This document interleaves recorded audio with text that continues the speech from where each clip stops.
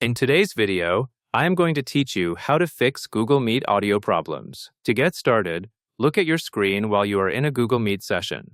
In the bottom right corner, you will see 3 dots, which are labeled as More Options.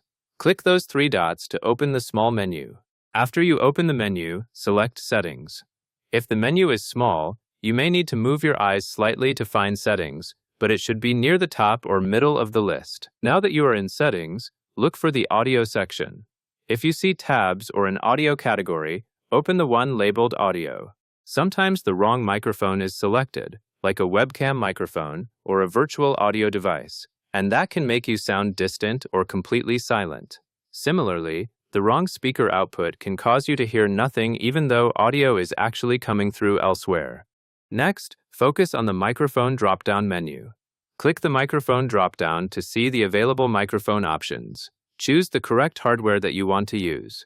For most setups, this is your headset microphone, your desktop microphone, or the built-in microphone of your computer.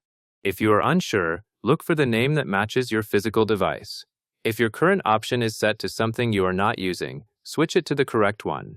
After selecting it, allow a short moment for the change to apply so the meeting can start using the new input. Once the microphone is selected, move to the speaker drop-down menu.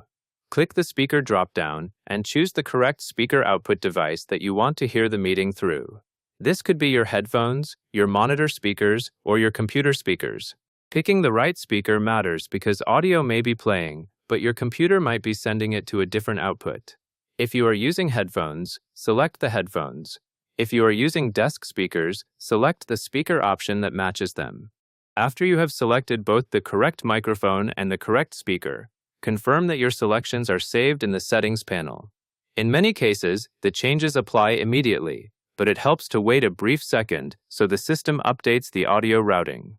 And that covers everything you need to know.